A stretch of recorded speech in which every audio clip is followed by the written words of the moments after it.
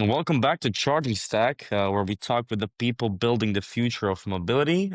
Today, we're joined by Alexandre Lagrange, CEO of Emotion, the French startup designing a tilting electric vehicle that is just 79 centimeters wide, seats two adults, and leans more than 35 degrees in the corners.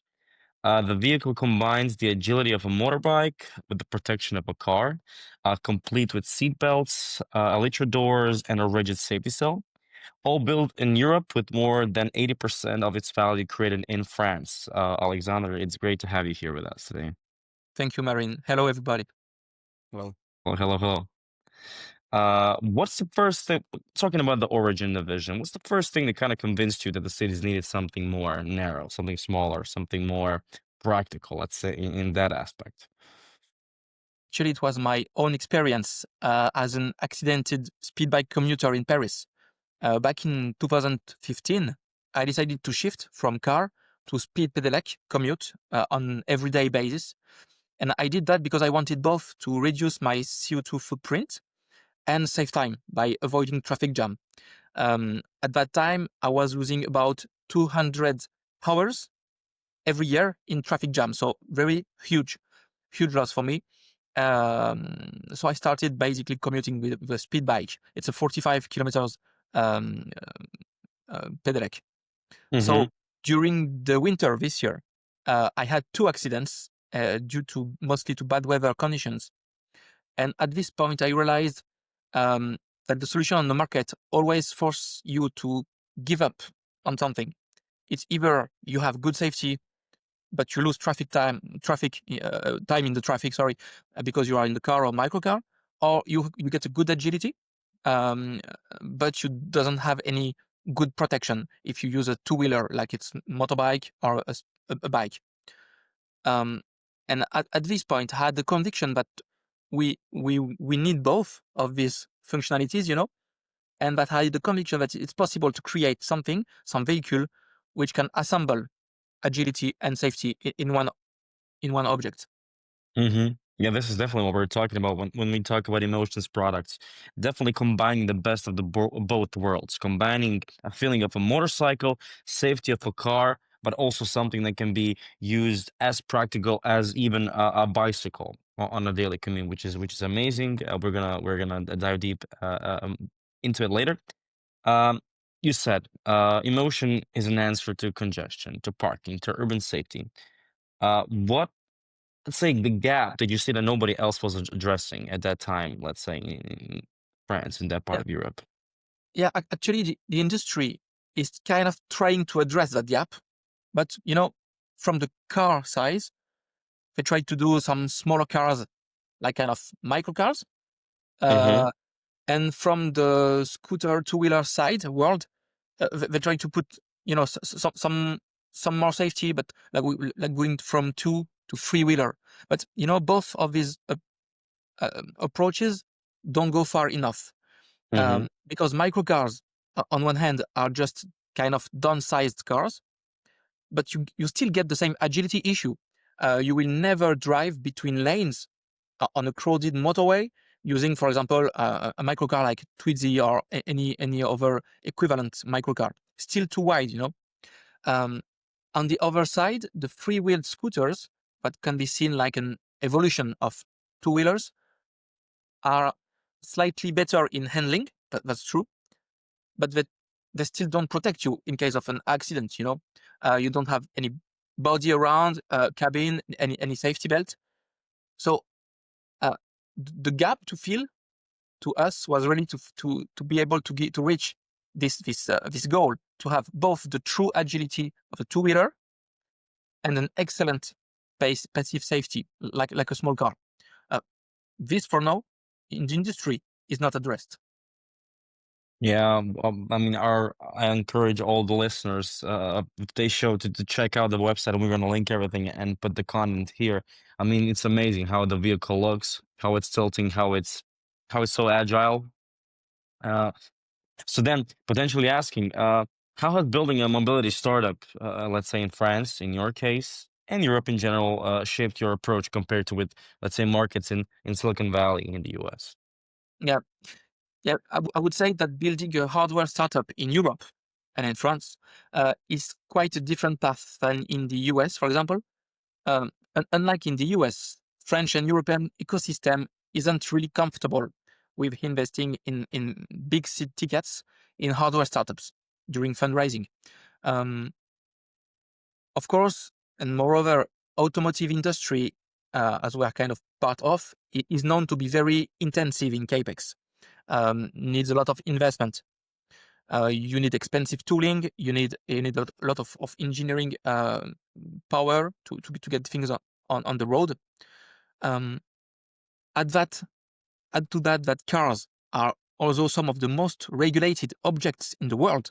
So basically, it means we have a lot less fund at earlier stages.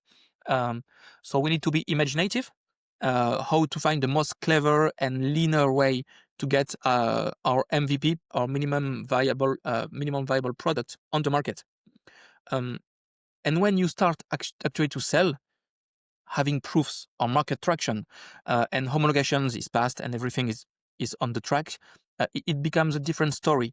And the good thing is, what we made as a structure, as a company, is actually very agile, resilient, and lean from the beginning because we don't have the choice. And when funding finally comes to irrigate these optimized structures, the acceleration could be very strong, and the resources are more efficiently used, kind of.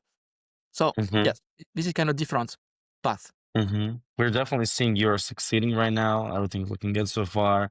Ready for the expansion. So then feel like I'm gonna pass the torch and Yeah, I wanted to talk a bit more about the vehicle itself.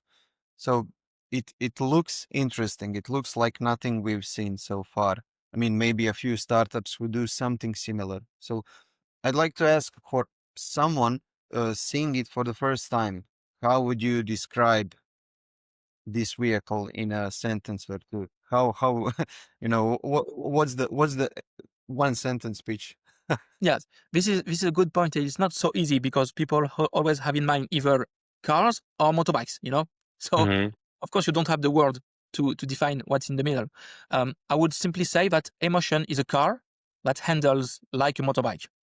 In a first, to make people understand that it leans in the corner, that you have a handlebar and you drive it. You have the feeling, you have the experience of a motorbike inside the cabin. So that's how I would describe it. Yeah, that's actually what I wanted to ask you in the follow up. So it's it tilts more than 35 degrees, which is a lot. Uses handlebar steering. So you say it's like driving a bike, but you have the protection of a car. Uh, what kind of what surprises people the most? Is it the two seats, the elytra doors? Is it the boot space?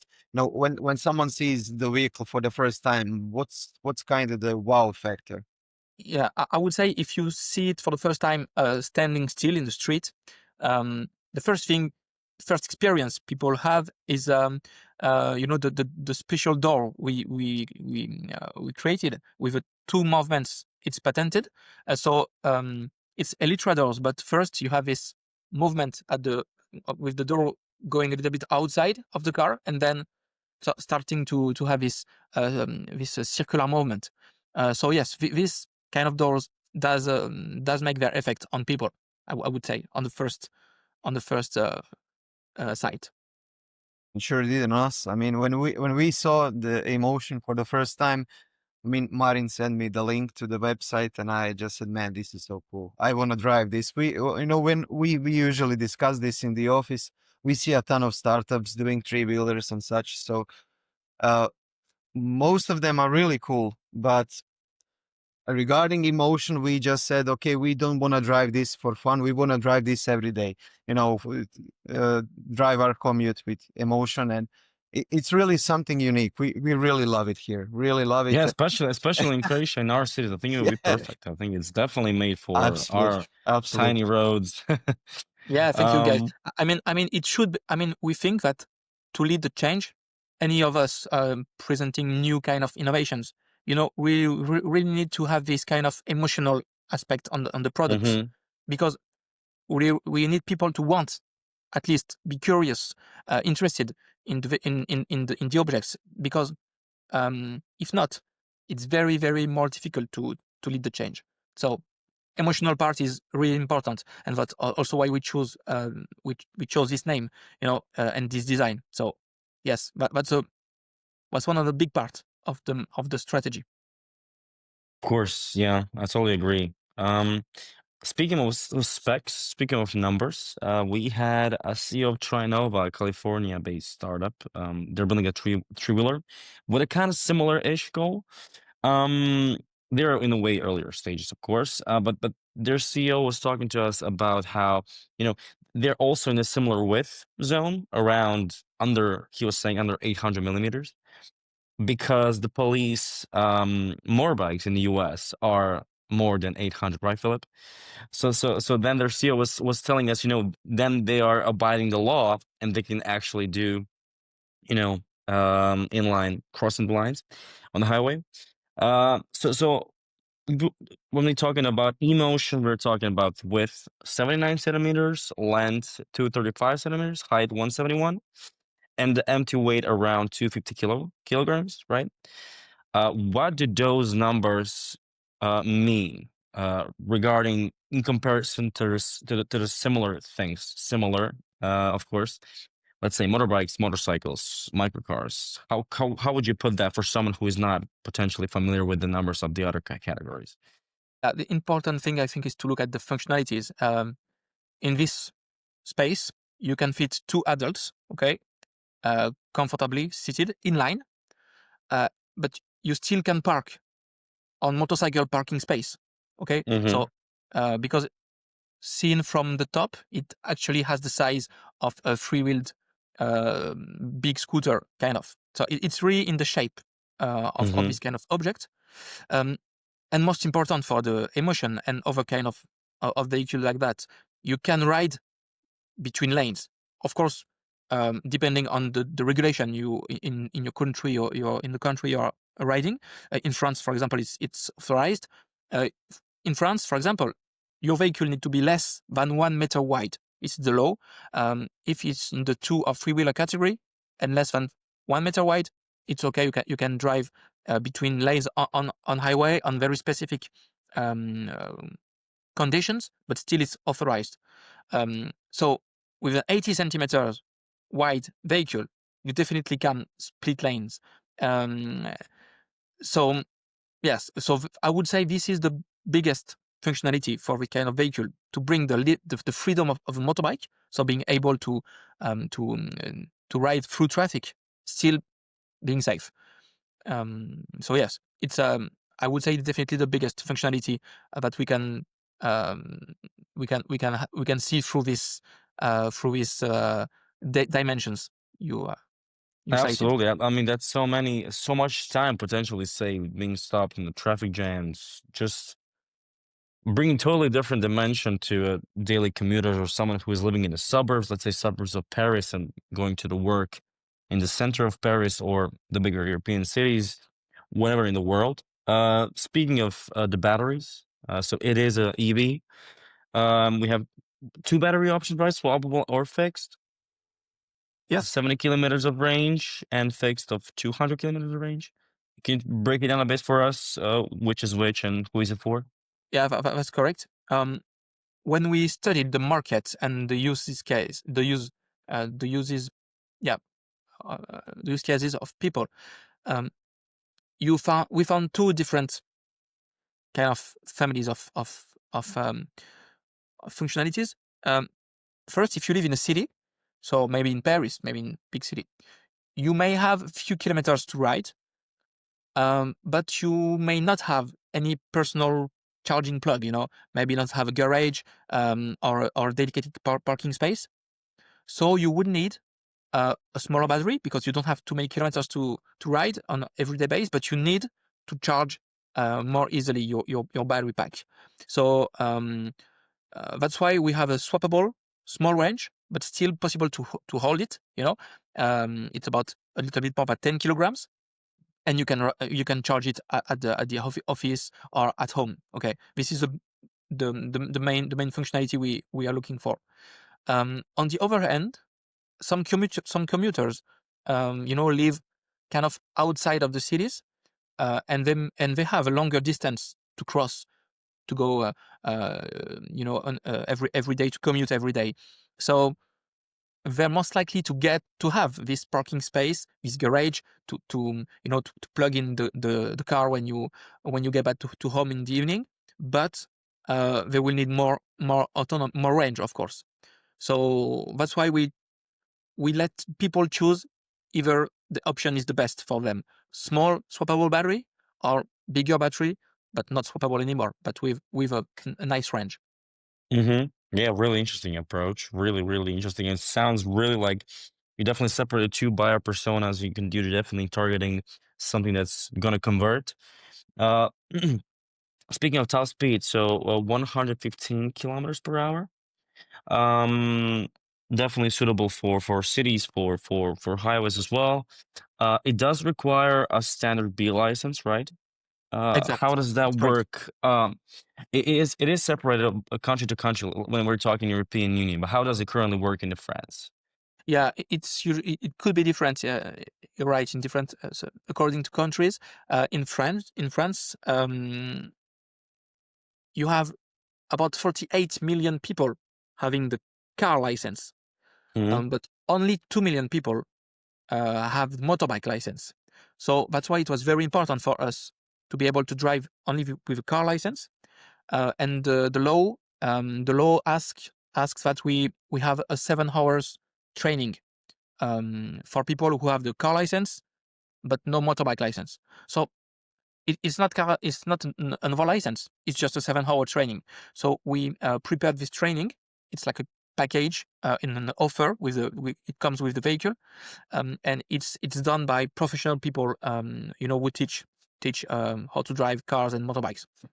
So, Wow. but this is packaged in the same offer. Can we get just the package part of learning us how to drive without buying the vehicle, me and Philip? Can we arrange that? We do have test drive sessions Mm-hmm. actually Yeah. coming. So Mm-hmm. this is specially made for Mm-hmm. testing the vehicle, and it will be done on basically tracks, like on closed places, Mm-hmm. closed roads. But yeah, it's something we will be able to do next year. Maybe you guys can come and test the vehicle. Absolutely. We love We're to. We absolutely love. excited. Stoked. I'd like to talk a bit more about the vehicle. It has a rigid cage, front and rear crash boxes. It has seat belts. So, in comparison to a microcar and a scooter, what kind Okay. of protection does it offer? If we could, narrow it down to something, I think listeners would love to hear more about this because it's probably the biggest question mark. Yeah, it's very important. I mean, it's one side of the engineering process on which we put the most resources, because it's most important feature of the vehicles provide safety.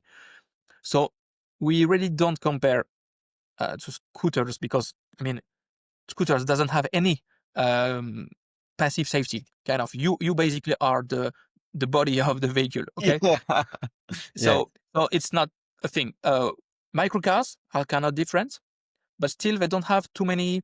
The regulations are not too high on microcars. For the crash tests, for example, they don't need crash tests. We officially don't need crash tests, but we choose to compare ourselves to the cars, and so that's why every part of the body, you mentioned the rigid cage, the crash boxes, which is, I mean, kind of, it's very common now in the car industry. All this is engineered with partners working for the automotive industry, and we made all our conception using crash test dynamic simulations, and the goal is to dissipate the most energy as possible into our crash boxes, and still having the very, very rigid and safe, safety cell. So, um, yeah, I would say the car, the emotion is really designed in the mind of succeeding the crash tests, and we use the same conditions like the cars. So, for example, for the French crash test, it's 56 kilometers into the barrier. So, yeah, I'd say it's very the level is very high, but that's why we wanted to set this this quality of passive safety, just like a car. Yeah, you mentioned one thing earlier. It's very interesting. Microcars do not require crash tests. We were recently on an interview with from Håkan Lutz, who builds Lovely. I'm sure you're familiar with all of it. So we talked about regulations in the L7E category and how it's really weird. No crash tests are required, and we talked about how it's really something that needs to be addressed urgently. You know, and it's commendable that even though you do not have to have any crash test, that you've done it.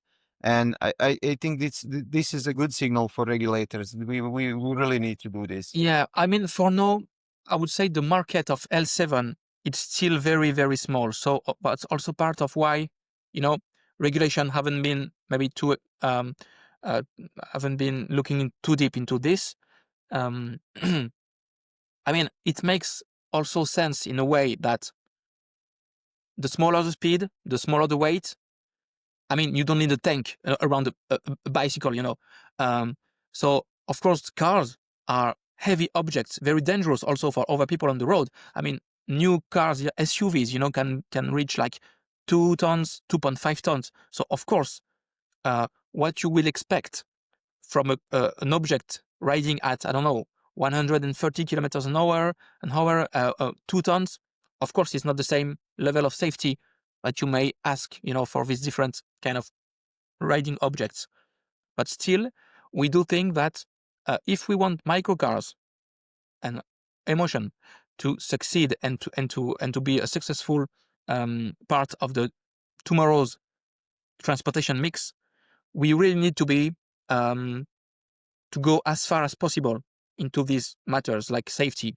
That's why we do more at emotion than what's asked by the regulations. And I do think that yes, probably in the future, regulation may have to be a little bit more, demanding on these aspects. Of course, we may not need as much safety features like again a 2 tons car, but still, I mean, the future is probably logical to lead in this way of more safety. Yes. Absolutely. Yeah, agreed completely. And just one more question regarding safety. So, how does the tilting mechanism handle rain, uneven roads, crosswinds, those kind of unexpected situations we meet? Basically, the handling of this vehicle, the closest comparison we could make is really the kind of the three wheelers like Piaggio, Peugeot, and other Kimco and other brands have. So the handling is close to on a motorbike, but better in bad condition because you have 2 wheels in the front, 2 wheels in the back. So the braking is very also very good. And to deal with heavy crosswinds, it's about the same like you would do on a classic motorbike. If there's a strong side wind, you will slightly lean against the wind because you are absolutely free with the emotion. It's the rider who handles everything, with the feelings he may have in the handlebar. Still, having 4 wheels gives you twice the gyroscopic effect that will stabilize the vehicle at higher speeds compared to a classic 2-wheelers. So I would say it deals very well with sudden aerodynamic disturbances, like, for example, when you cross a path with a big vehicle. So again, it's a bit in between worlds between cars and motorbikes. Very special, kind of handling. But yeah, I would say the closest comparison is still the 3-wheeler. Mm-hmm. Yeah, we love it because it's when you said you get the feeling like you're riding a bike, but you have a much better protection. For me personally, I think that's the biggest selling point. You have four wheels, you feel like you have two. You have all the protection. You have two seats, the doors, the boot space. I mean, it's really, really, really, really cool. And Mm-hmm. no need of a helmet. That's also a nice part Yes. for many No people. helmet needed. Yeah, Yeah. that's also a big one. Mm-mm. How does emotion perform under, let's say, cold condition for the driver? Is it the same? Because we saw it is kind of open space, right? Yep, The that's part right. under the legs is still kind of. I would say it's a hybrid between cars and motorbikes. We did work a lot on the aerodynamics. So Mm-hmm. even though the lower parts, you're right, are still open, which provides nice also. I mean, the fresh air also can come here in summer, and you still can open the windows in summer. But we worked on the aerodynamics to prevent airflow, from the front when you ride to come inside the body. So every kind of the mud projection, rain projection, and cold air, I mean, it's kind of slides around the cabin, and thanks to the shape of the front parts, aerodynamical front parts, it will, um, the airflow will close again, but after the vehicle. So inside the vehicle, even though the lower parts are open, you don't have this bad, I mean, airflow that you may be afraid to have. So yeah, it's working pretty well. Um, but it's a bit like if you ever ridden any scooter, big scooter, like two-wheeler, um, you may have noticed that because of the front spoiler, your knees and your feet are really well protected from the from Mm-hmm. the from the airflow. So it's kind of the same, but in still a bigger protection, because your feet Mm-hmm. are in kind of small boxes in the front. So you really are well protected. And about the comfort, the comfort in winter, um, the windshield, the front windshield comes with integrated defrost system. So it's very efficient. You just have a button to push, and it will clear Awesome. the windshield, and also all your handlebars, um, back seat, the seat, so the saddle, and also for the rest for the back, everything is heated also. So again, it's a button, and you have heated seats, which provides you good comfort. Um, and the good point is for our conception that this kind of solutions doesn't consume a lot of energy. Mm-hmm. So it's a good balance, between comfort and range, because that's what it's all about, to save range. Mm-hmm. Awesome. So yeah, we're talking about all season commute vehicle, Yeah, which that's is right. yeah, That, absolutely that's that, amazing. that's the goal. Speaking production, 80% of added value is in France. Which components are local and which remain global? I would say to make it simple, every big part, chassis, body, windshield, every wheels also, everything comes from France. Um, but some parts are still from outside of Europe. Typically for now, the battery cells are from Asia. Like almost everything of the actual market. Mm-hmm. But still, our battery is engineered and assembled in France.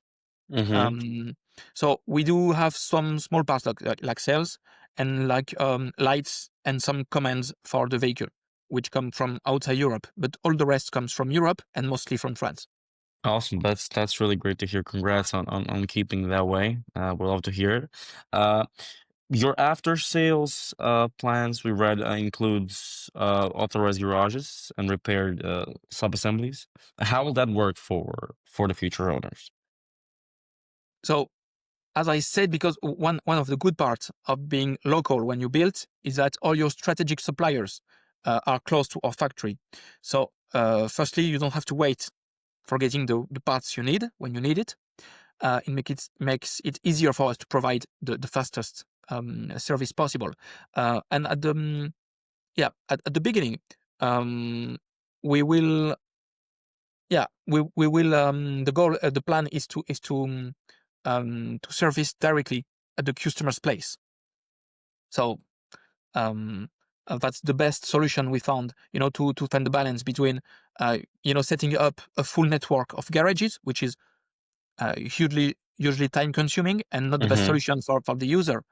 Instead, we prefer to be able to provide by ourselves or with our partners the service directly at people's place. So that's the best service we could imagine, fastest for the customer and easiest also for us, because we can sell cars in many places in Europe, in the world, but still be able to provide the service. So Absolutely. Definitely sound like a really interesting system and really something that could work amazingly. Philip, please. Yeah, we've been talking a lot about the vehicle, and from what we've talked about, I get it. It's mainly for consumers, for physical persons, for commuters. Have you maybe thought about fleets or delivery operators or something like that? Because we've talked to startups who are building, we can say something similar. It's also enclosed three-wheelers, and they are also thinking about fleets, deliveries. So are you thinking about going B2B, or is B2C the only goal you're going for now? So from what we see now, because we tested the market in many different ways, our early adopters population is made, I would say, about 50% from business customers and 50% end customers. So it's kind of balanced. There's interest in both sides, but end customers, I would say, are mostly big city commuters struggling with traffic jam. Okay, so this is typical persona for our end customer, as you would expect. And business customers are more like, I wouldn't say high value service providers, or more high value companies like moto taxi, high value deliveries. I don't know, like organs, blood, emergency and governmental services. We do have, for example, a discussion with the French Ministry of Armies, and also companies operating in crowded cities.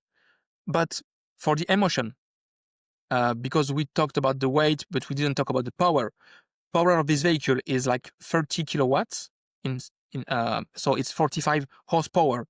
So it's kind of, it really is close to a nice motorbike. Okay, it's about the performance of the biggest urban scooters you may find on the market, like the 500 cc's.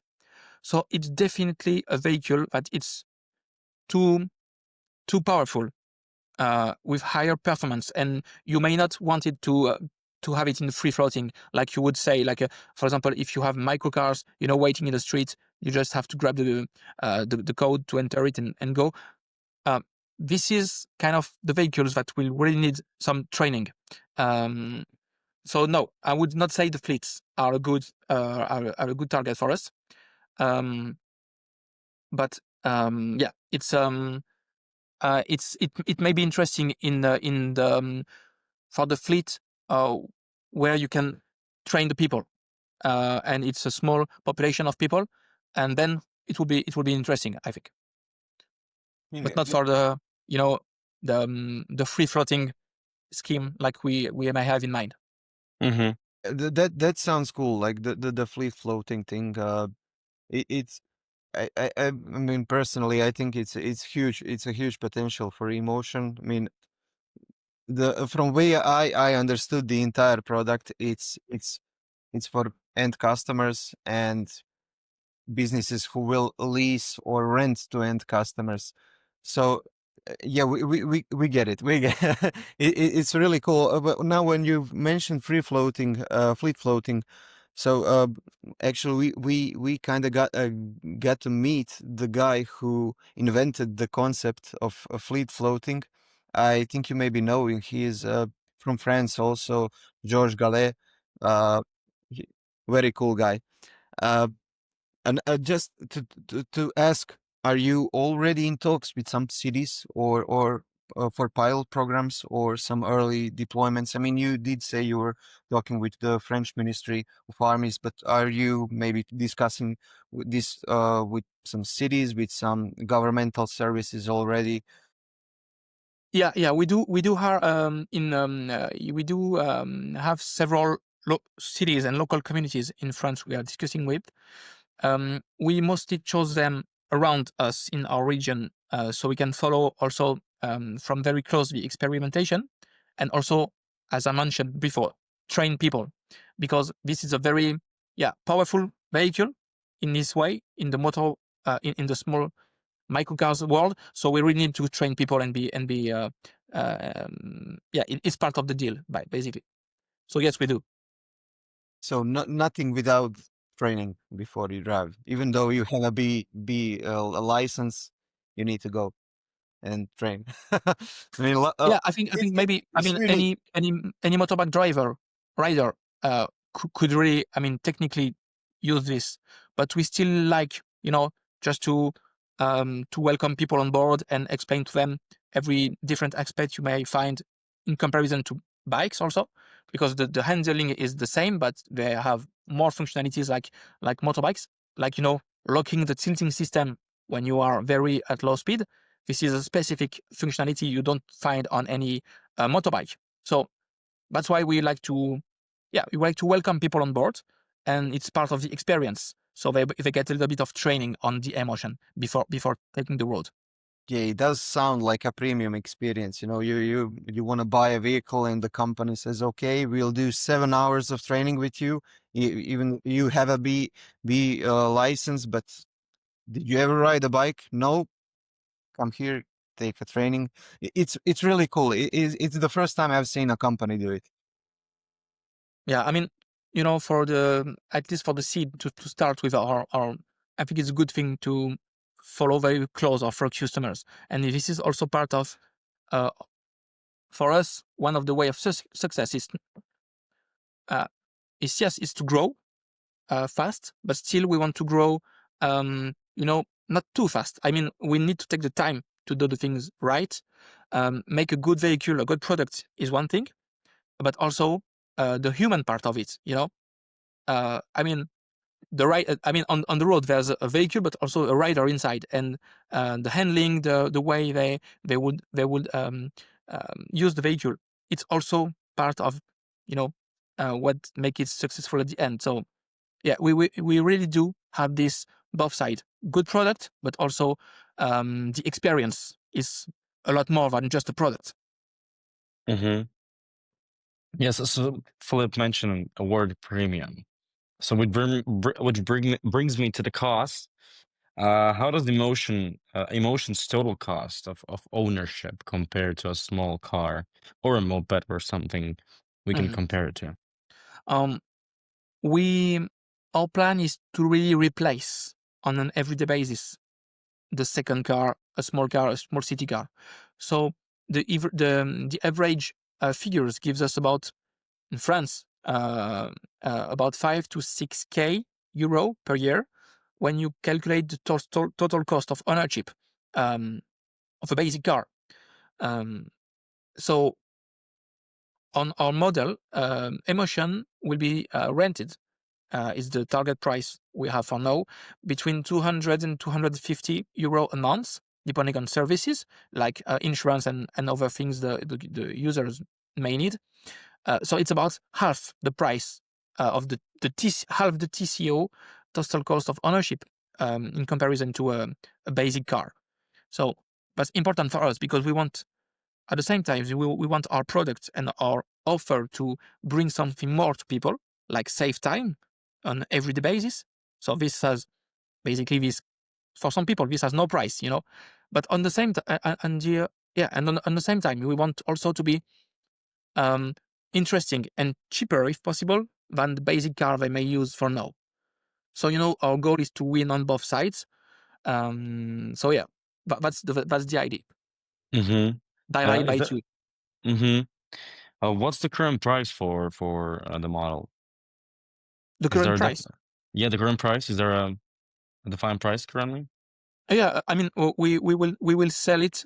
We won't sell it on the beginning. It will be at the beginning only leasing for the first series. Mm-hmm. So that's why the 200 and 250 a month is the price Mm-hmm. of the vehicle. Mm-hmm. Okay. Okay. Understood. Yeah. So speaking of emission, energy savings, what data stands out here when it comes to your products? So when you compare it to a small city car, because it's what it's supposed to replace, emotion would be about divisions, because it's just a smaller equipment than a car.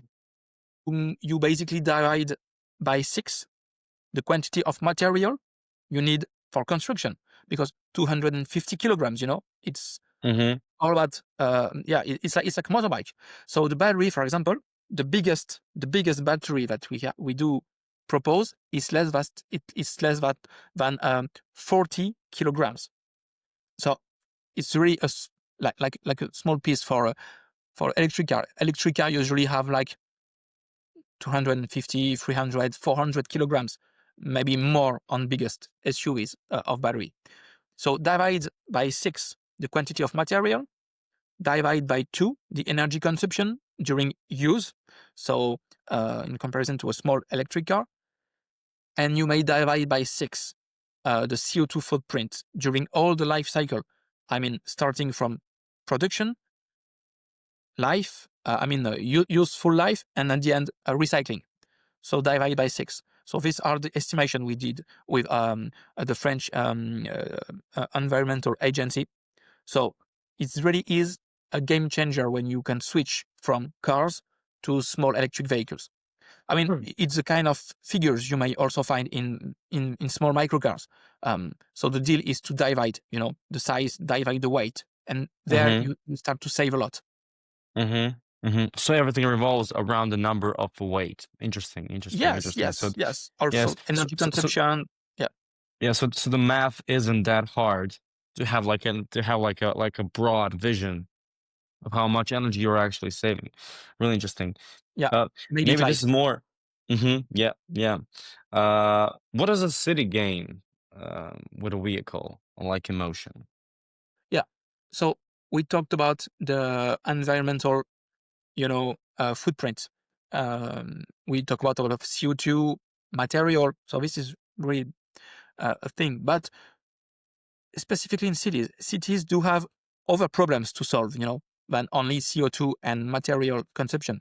Um, when you bring light electric mobility in cities instead of cars, you will save public space. Because if a car is 5 meters long or 4 meters long by 2 in width, here we have like 1/4 of this area, of this footprint on the ground. So you save a lot of public space, which you can, dedicate to other use case. Less parking space, less road space, still the same number of vehicles if they are smaller, and you have more space for I don't know, public park and yeah. So it help make cities better places to live in, because you save Mm-hmm. space for overuse. Um, so also small microcar, electric, of course, EVs.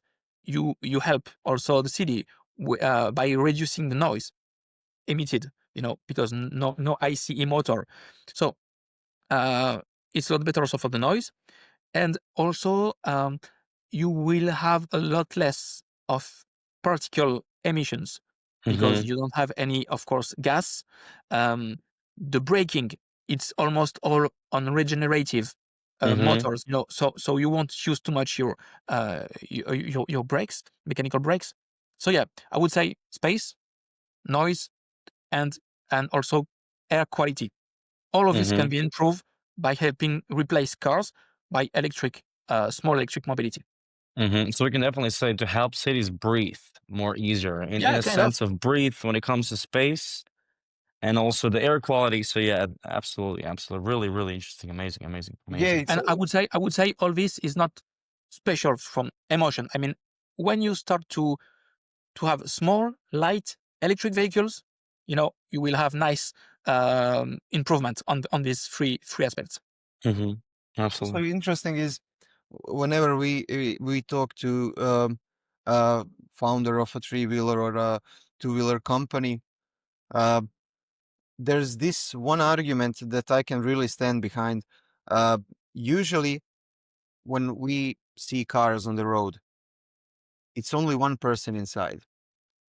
They can take up to maybe 10 square meters, and there's just one person, and you have 5 cars. They've taken 50 square meters, and it's just 5 people. And then we look at emotion; it can sit 2 people in so much less space. And I think that that's kind of the biggest selling point behind uh, lighter electric vehicles, because I can just take my city, our city, Osijek, as an example.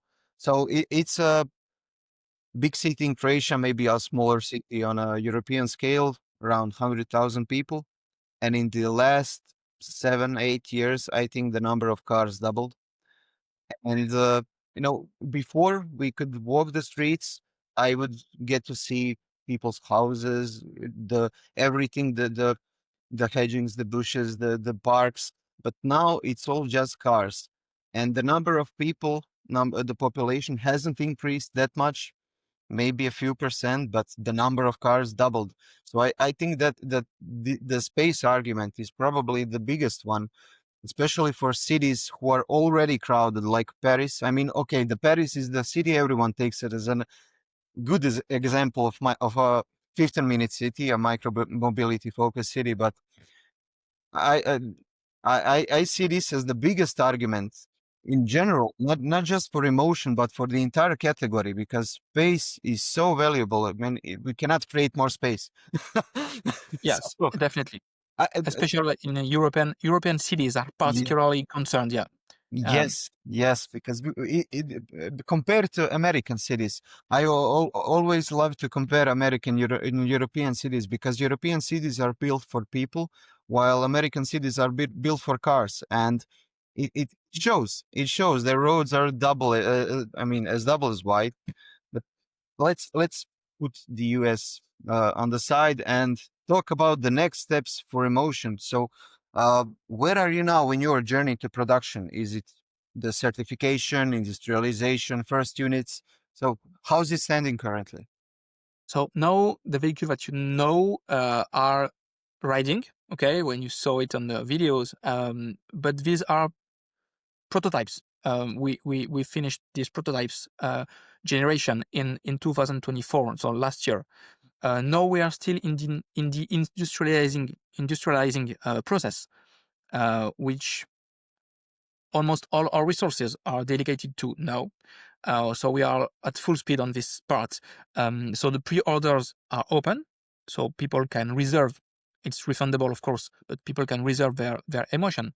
But the first deliveries of the Pioneer series, the small pre-series of vehicles, which will be homologated actually for the first customers, will be delivered. Are expected in the end of 2026, the end of next year.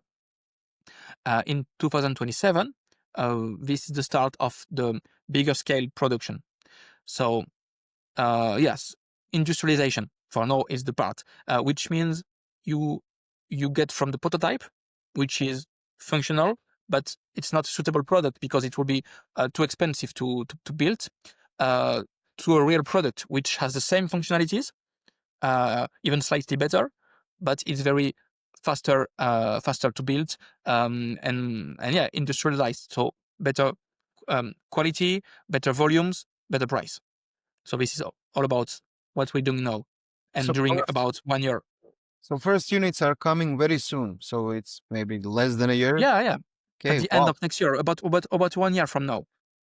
And just talking about the release, the launch of the first units, do you have any thoughts on maybe building a cargo variant or a commercial variant, or are you sticking to the one one model?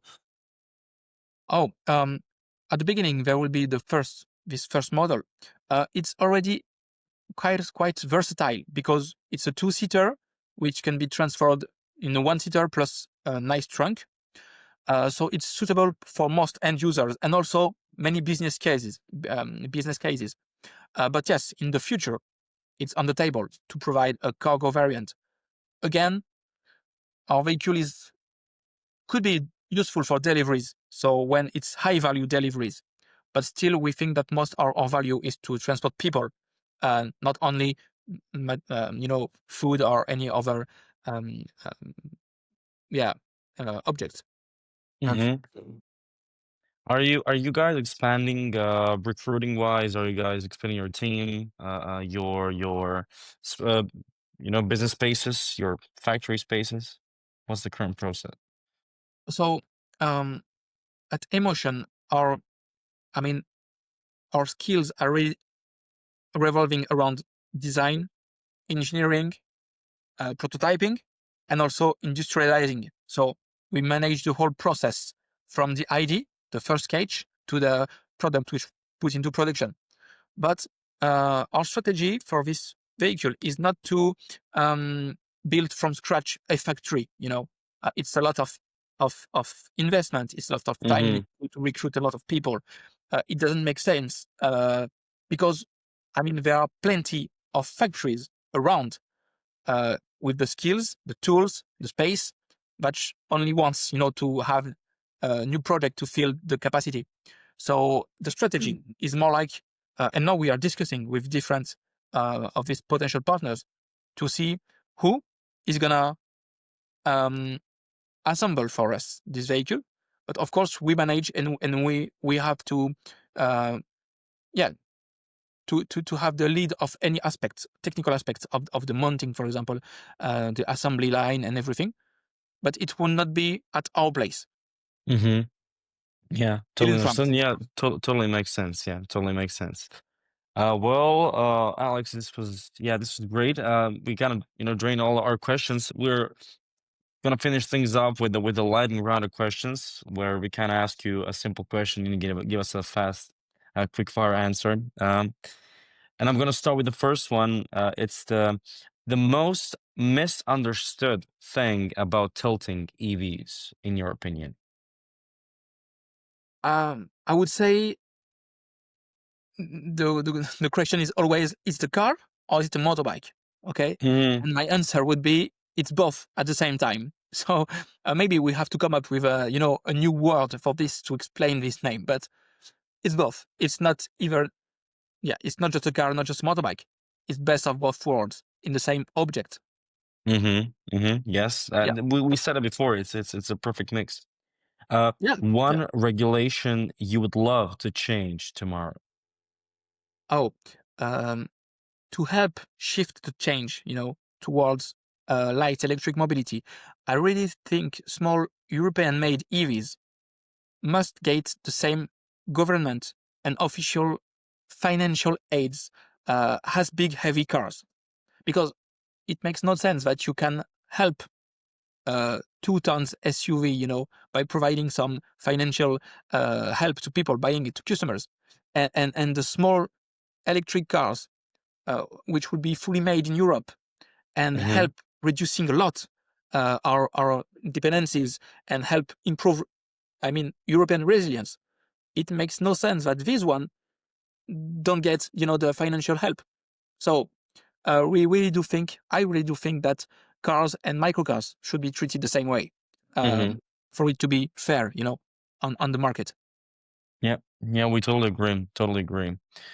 Uh, okay, this question is pretty much self-explanatory, but maybe something a city where emotion would shine from day one. Maybe something other than Paris, in your opinion, because Other as than we Paris, know, yeah. oh, Paris, of course, was the first guess, but Mm-hmm. I would say if it's other than Paris, maybe some city like Monaco, Mm-hmm. um, somewhere where it's crowded. So when you Mm-hmm. absolutely need to save space, and Monaco is probably the worst city in the world for the Yeah. available space. Mm-hmm. Also, people like kind of innovation. People like, of course, you find a lot of very nice cars here. Um, And there's this thing, about automotive sport and driving in Monaco. So yeah, I would say Monaco. Maybe Awesome. in the future we will have something with Monaco to do with Monaco, but maybe it's a little bit too early to talk about it now. Okay, sounds exciting. I'm not gonna ask too much, but it sounds exciting. A metric you track that few others in the industry do. Oh, the metric I prefer when we experience this schedule is to track how much time our customers save on a daily basis, using an emotion instead of the classic car.